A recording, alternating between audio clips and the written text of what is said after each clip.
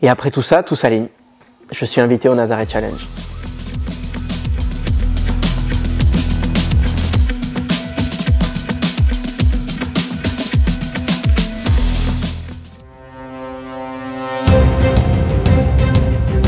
Je crois pas au hasard. Pour moi, la chance, ça se provoque. Pour en arriver là, ça n'a pas été facile.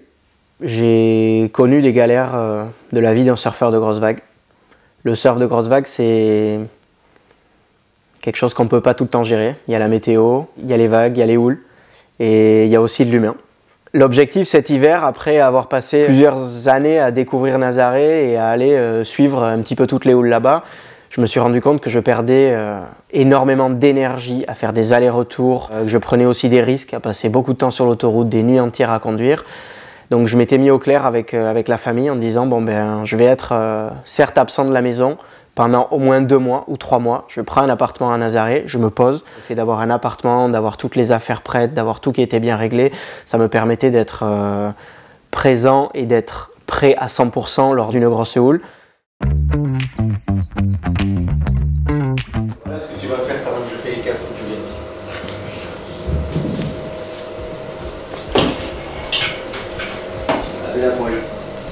Arrête de filmer. Parti pour 10 heures de plus dans la combi. Si on n'a pas de la chance.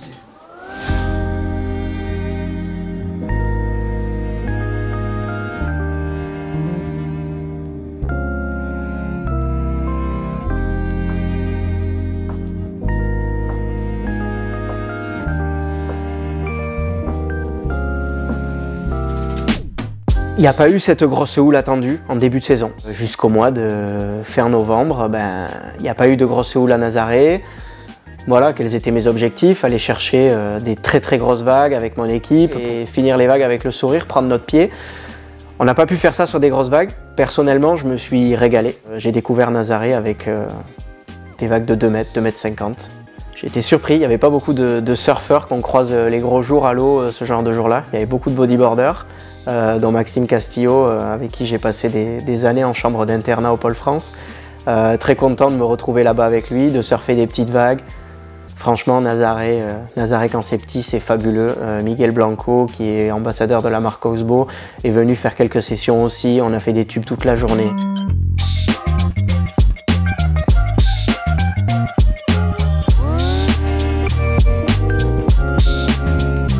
C'était de la pure éclate, on a passé des journées de 10 heures à faire des tubes, prendre plein de vagues, sortir complètement haché. Et au final, c'est ça que j'avais été chercher un petit peu à Nazaré aussi. Ces journées entières dans l'eau, l'idée était peut-être de faire du tow-in sur des vagues géantes. Et j'ai réussi à découvrir autre chose, donc je pourrais renouveler le trip avec plaisir.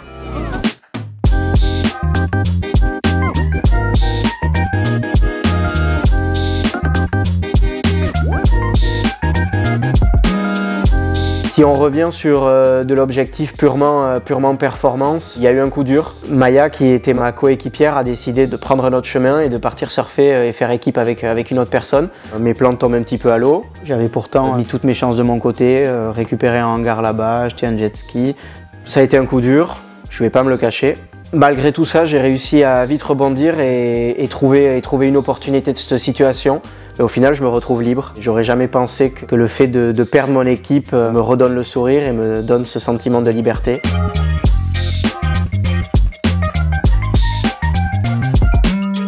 Rester à Nazaré, c'était bien. J'étais loin de ma famille, j'avais peut-être aussi besoin un petit peu de me ressourcer. Et le fait de rester là-bas, je me fermais aussi les portes un petit peu sur le monde, tout simplement. Je pensais plus trop à Jaws, je pensais plus trop à Mavericks, je pensais plus trop à toutes les autres vagues du monde. Allez, let's go. Je récupère toutes mes affaires de Nazaré, je clean tout, je rentre à la maison, je deviens un petit peu ce loup sauvage qui va partout, là où ça lui chante, comme il veut, quand il veut. Et il se trouve que c'était un hiver El Niño. Qui dit hiver El Niño dit des vagues de dingue dans le Pacifique. Et bien évidemment Jaws. Jaws a toujours été pour moi une vague de rêve. Certes une vague qui me fait peur, je pense une vague qui fait peur à du monde. Imaginez juste partir sur une vague, démarrer avec le gun, faire un énorme barrel et sortir de là, c'est waouh. Donc tel est mon objectif aujourd'hui et tel était mon objectif cet hiver, d'aller à Jaws, de scorer sur une bombe et de sortir d'une belle session là-bas avec le sourire.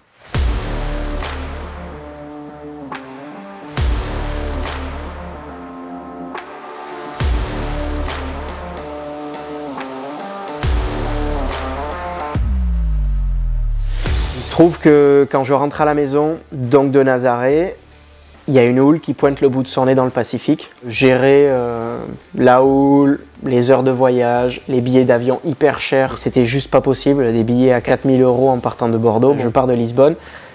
Et tout ça, c'est trop facile en fait. Donc il me vient une idée folle. Je me dis que je vais faire le trip de mes rêves et on part en famille.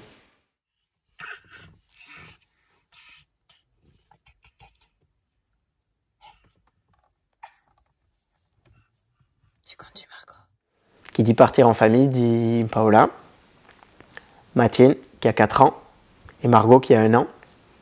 Les board bags, toutes les valises, tout à gérer, 10 heures de route, de nuit, 50 heures de voyage et 1 jour et demi après quand j'arrive à Hawaï, le swell.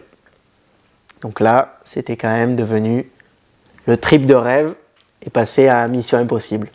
Mais on l'a fait, tout s'est goupillé.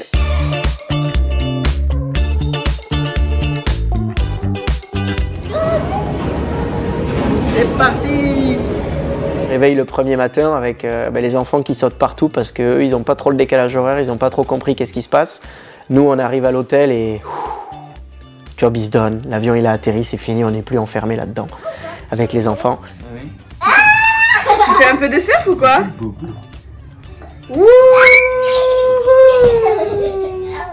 Je suis gonflé à bloc et il me tarde une chose, c'est partir à l'eau, surfer, sauter dans l'eau chaude, se souvenir que j'en ai la dernière fois que j'ai pu y aller. Ça s'est pas tout à fait passé comme prévu. Le surf de gros, c'est plein d'aventures, plein de mésaventures on peut dire. J'étais sur le bateau avec Jamie Mitchell, Jojo Roper. On devait bénéficier donc de Tyler Laronde qui est là-bas et qui avait un jet ski. L'idée c'était que Tyler arrive avec le jet ski et que la sécurité soit faite avec ce jet ski pour qu'on puisse aller ramer. On arrive avec le bateau sur site vers 8h du mat et à 9h30, toujours pas de Tyler, toujours pas de nouvelles. Il y avait des vagues mais il y avait déjà beaucoup de vent. Et bon, on attend quand même parce que tu vas pas dans l'eau comme ça, sans ta sécurité, sans rien. Et au bout d'un moment, on voit Tyler qui arrive sur un autre jet ski. Et il se trouve que son jet ski était tombé en panne.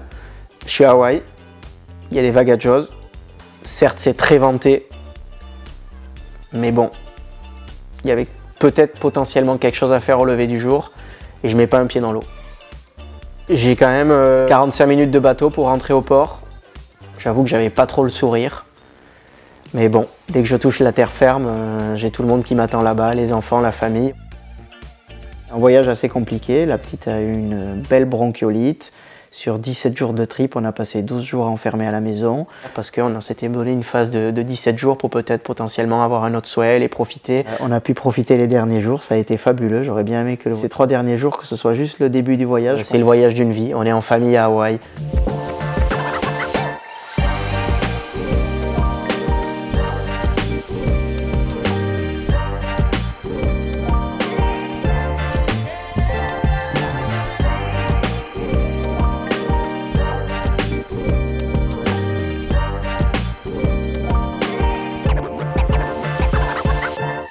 Ce trip en famille à Hawaï m'a permis déjà de rencontrer des gens extraordinaires et d'être piqué par Maui. Aujourd'hui, je sais que si je repars à Hawaï, j'ai une famille qui m'attend là-bas, tant Marie-Laure que Robbie, qui a été extraordinaire. Je laisse toutes mes affaires là-bas, ça m'évite d'amener tout ça la prochaine fois. J'ai cette logistique en moins à penser. Mes aventures, problèmes de jet ski, ce genre de choses, la prochaine fois quand je repars, j'ai plusieurs plans. C'est pas égoïste, mais c'est juste que si je traverse la planète, j'arrive à Jaws et si je réfléchis purement en objectif professionnel, j'ai besoin de scorer. J'y ai été plusieurs fois, je commence à connaître le spot, à avoir mes repères. Arrivé au bout du 16e jour, il n'y a pas d'autre houle, du coup je rentre en France avec plein de possibilités qui s'offrent à moi, une énorme envie d'aller travailler dans ma préparation mentale. Je suis suivi par un préparateur mental depuis plus de 2 ans maintenant. Maintenant, je vais demander à tes yeux de focaliser sur la lumière. En même temps, tes yeux vont fixer un point au niveau de ta main. J'étais contre la préparation mentale, pour dire la vérité. Je pensais que voilà, c'était peut-être du gouroutisme, ce genre de choses. Et au final, j'en suis vraiment tombé amoureux. Ici, le fait que les visions se déploient progressivement. Reprendre conscience de l'environnement qui t'entoure. Et aujourd'hui, j'ai envie de passer énormément de temps à faire de la préparation mentale concernant Jaws. Parce que quand ces lignes noires arrivent au large à Jaws, que tu vois la houle arriver, j'ai envie d'être prêt, d'être capable de me dire « Ok, je reste là, je me retourne et je me lance dans ce creux pour pouvoir aller prendre une vague de folie et juste pas la refuser et le lendemain me dire wow, j'aurais vraiment dû y aller. Jaws, c'est pas la porte à côté, je vais pas y aller tous les 4 matins et personnellement, pour réussir à me sentir à l'aise dans l'eau, il faut que je passe beaucoup de temps sur le spot. C'est pas possible, je peux pas le faire, c'est pour ça que j'ai besoin de faire toute cette préparation mentale de façon à être prêt le jour J et être à 100%. Suite à quelques semaines du coup de préparation, tant préparation physique que préparation mentale, je vois une houle qui arrive vers Hawaï. On arrivait fin décembre et qui dit fin décembre dit les fêtes de Noël. La houle était le 26 décembre à Hawaï. Et je mourais d'envie d'y aller. C'est un choix de vie. Notre petite fille, c'était son premier Noël. J'ai profité de Noël un maximum avec les enfants jusqu'au 25 au midi. J'ai mis mon costume de surfeur de grosse vague, je suis parti et j'étais fin prêt à partir à Hawaï, partir à Jaws. J'ai passé des heures dans l'avion, les yeux fermés, à me mentaliser les vagues, à refaire ce que j'avais fait avec Guillaume dans la préparation mentale. J'étais dans l'avion sur les vagues. J'arrive le matin du swell, tout est prêt, tout est parfait. J'avais pris une option alternative, cette fois-ci je suis parti avec Daniel Goldberg de PAI Hawaii, de façon à avoir un bateau, avoir le jet ski, avoir tout qui était prêt. C'était une session de rame. J'arrive à l'eau, je pars direct au pic et là une vague arrive, personne rame. Je pars direct, je me lance, super. Je mets les pieds direct sur ma planche, je prends une vague. Ça n'a pas été la vague de folie, mais au moins je rentre direct en confiance dans la session. Au bout d'un quart d'heure, j'ai pris une première vague. Et là, je remonte de ma vague, tout content, je discute avec tout le monde. Et 20 minutes passent, 30 minutes passent, 40 minutes passent, 50 minutes. Pas une vague. On était 50 personnes à l'eau. On apprend petit à petit. La houle était très nord. Et en fait, il y avait des énormes accalmies d'1 heure. J'ai passé 9 heures dans l'eau. J'ai pris 3 vagues. Quand je regarde ce qui a été fait dans la session, j'étais très content de moi. J'ai toujours pas atteint mes objectifs, qui sont très très élevés. Je sors de l'eau quand même avec le sourire. Du coup, j'avais pris un billet aller. L'idée, c'était d'attendre, voir s'il y avait un autre swell. Il n'y a pas eu trop de vagues entre-temps. J'ai pu aller surfer à Okipa. J'ai pu m'initier à la planche à voile avec Ami Juban, qui est un ambassadeur Oxbow, champion de planche, qui du coup passe beaucoup de temps à Hawaï. Je parle bien d'initiation. C'est super dur. Camille, t'es hyper fort en fait.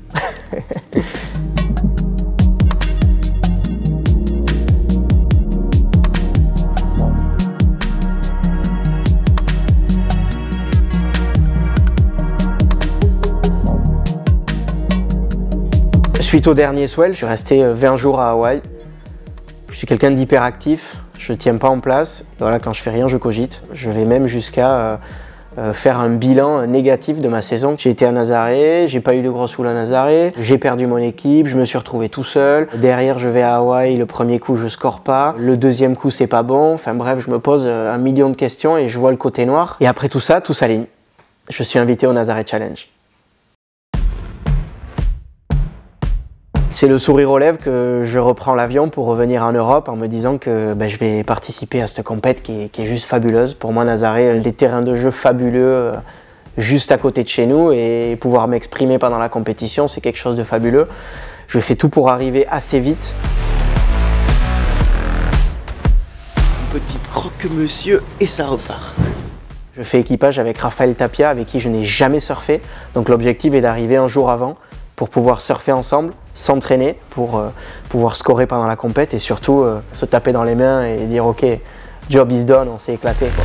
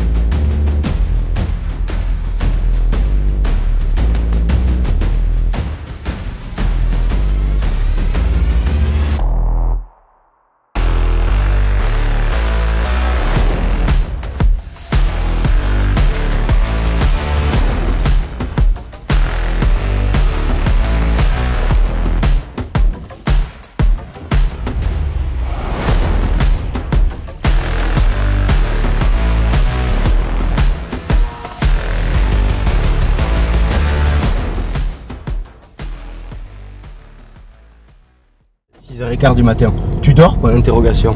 Non, fait un bowling avec la fraîche. Le checking à 7h30. Ouais. On doit récupérer les lycras, les radios et tout. Et, Ouais. Et je me suis dit, on est en haut, on va aller checker quand même un petit coup les vagues. Voilà, c'est grave. Hein. I'm taking it slow in the house because I can see the ocean here. The conditions are as good as it gets. I believe it's a little bit small for the contest still. I assume they will keep postponing the start time. Just that's my impression. Looks pumping and perfect, but I think it's windy, so it's going to be bumpy. As soon as I are on for the first heat, I'm going to go to the warehouse to launch the ski in the water and put it close to the dock. Getting ready. Pretty excited. Let's do it!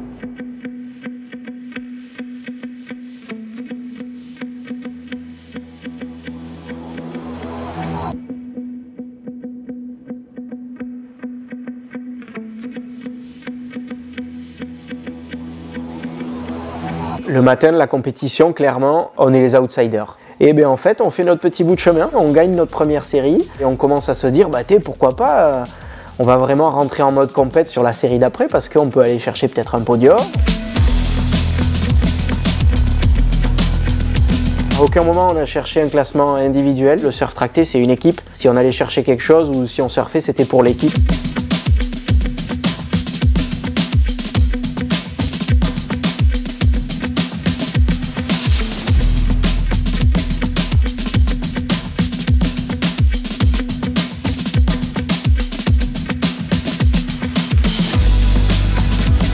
Deuxième série, on a amélioré nos scores, on a réussi à prendre des plus belles vagues et puis avec le spotter à la radio, on trouve une vague qui est juste magnifique à Raphaël. Je pense que c'est une des plus grosses vagues de la compète. Je le récupère, je le fais monter derrière le jet ski en hurlant parce qu'il a eu la bombe de la journée. C'est exactement comme ça qu'on veut finir une session de surf de grosses vagues.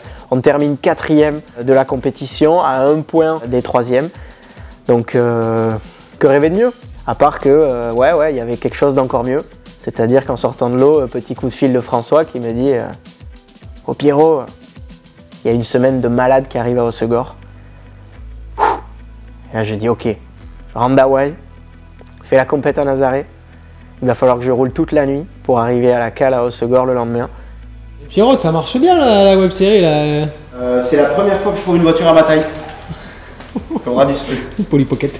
Ah, j'ai plus de piles à la clé, ça démarre, ça ouvre plus les portes. C'est l'homme qui prend soin de tout, qui se dit même que ça va claquer sur l'autoroute.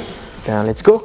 On se prépare, on roule toute la nuit et les sessions de grosses vagues, on va se les chercher. Dans 10 piles aussi, on veut vous montrer que les nuits passées sur l'autoroute à essayer de rallier Hossegor le plus rapidement possible pour pouvoir être là et scorer le lendemain matin, ben voilà, on y va, on se la donne et on s'arrache pour ça.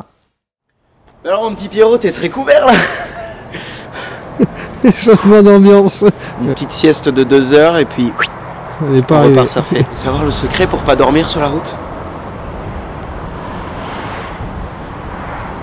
Petit peu de menthe poivrée. C'est pour les vrais ça.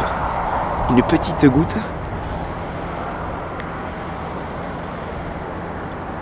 Sous la langue. À pic, et que tu dors pas.